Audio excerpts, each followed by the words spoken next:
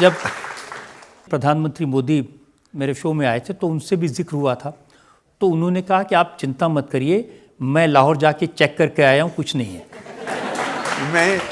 मैं अपने प्रधानमंत्री जी की बात पर ज़्यादा विश्वास करूंगा बजाय किसी और के।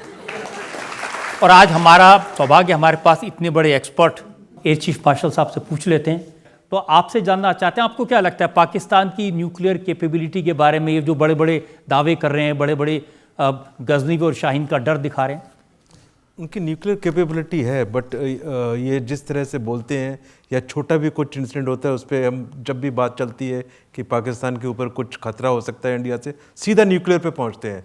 तो उनकी मैच्योरिटी लेवल, रिस्पॉन्सिबिलिटी और responsible state as a nuclear power बहुत कम है। और ये पूरी दुनिया को देखना चाहिए कि छोटी सी बात पर भी सबसे पहले बोलते हैं हमारे पास न्यूक्लियर हथियार है। सो इनको तो जितना कम से नहीं उतना अच्छा है। अगर आप इजाज़त दें तो एक वाक्य मैं और बोल दूं जी।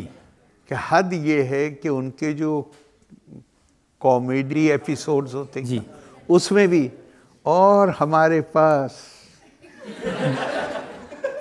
मतलब ऐसी सही बात कही है सम्मानीय जज साहब ने कि वो हर वक्त उनकी ज़ुबान पे एक ही चीज़ है कि हमारे पास एटम बम है।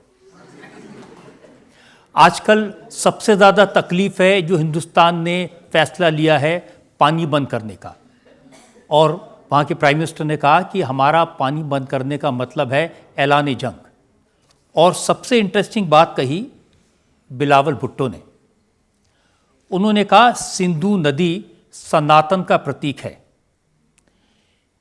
सिंध के पानी को रोकना सनातन धर्म के खिलाफ है, मोदी तो सनातन के सेवक हैं, फिर सिंधु का पानी क्यों रोक रहे हैं?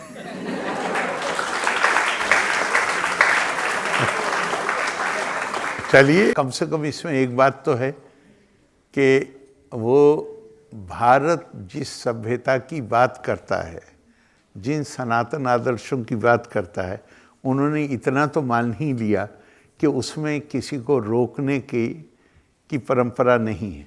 लेकिन यहाँ मैं एक बात आपसे कहता हूँ कि बेशक इसमें कोई शक नहीं है कि भारत की परंपरा, आप सनातन कहिए, भारतीय परंपरा कहिए, सांस्कृतिक परंपरा कहिए, वो शांति और अहिंसा की परंपरा है, इसमें कोई शक नहीं। लेकिन अहिंसा का मतलब ये नहीं होता है कि कायरता दिखाई जाए। अहिंसा का मतलब ये नहीं होता कि अताताई के सामने सर झुका दिया जाए। अहिंसा का मतलब ये भी नहीं होता कि हम हथियारों का ये लोगों को अजीब सा लगेगा, लेकिन अहिंसा का मतलब ये भी नहीं होता कि हम हथियारों का इस्तेमाल नहीं करेंगे। अहिंसा को परिभाषित किया गया है, अहिंसा प्रतिष्ठायम तत्सन्निधे वैर त्यागा। जहाँ अहिंसा प्रतिष्ठित हो जाती है वहाँ पर किसी के लिए मन में वैर नहीं होता, दुर्भावना नहीं होती, दुश्मनी का भाव नहीं होता। और जब आप मानिए एक आदमी किसी की जान लेना चाहता है, हथियार उसके हाथ में, आप उससे लड़ जाइए और हथियार छीन लीजिए, ये अहिंसा का पालन है, ये अहिंसा के विरुद्ध नहीं है। और हमारी परंपरा में कहा गया है अग्रता चतुरो वेदो भ्रष्टा सशरम धनु इदम ब्रह्मम इदम छात्रम शास्त्रादपि शस्त्रादपि। मतलब हमें कहा गया है, हमारा आह्वान किया गया है, हमारे पास हम विद्या ज्ञान से परिपूर्ण हम होने चाहिए। वो हमें सॉफ्ट पावर देती, लेकिन इसी के साथ प्रश्ता, इसी के पीछे हथियार की ताकत भी होनी चाहिए। इसी की आपकी परंपरा है, आपकी जीवन शैली है। अगर आप पर की जीवन शैली को ख़त्म करने की नीयत से कोई आप पर कोई अताताई आगे आता है, तो हमसे कहा गया है कि पहले संवाद की ताकत का इस्तेमाल करो मुकाबला करने के लिए।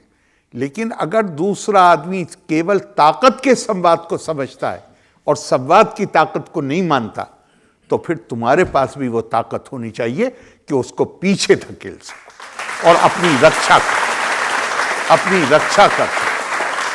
फिर तुम्हारे पास भी वो ताकत होनी चाहिए। तो मैं मानता हूं कि इतिहास में हमसे चूकें हुई हो, लेकिन आज जितनी हमारी क्षमता है उसके लिहाज से हमने अपनी सुरक्षा की तैयारियां लगता है कि हमारी हैं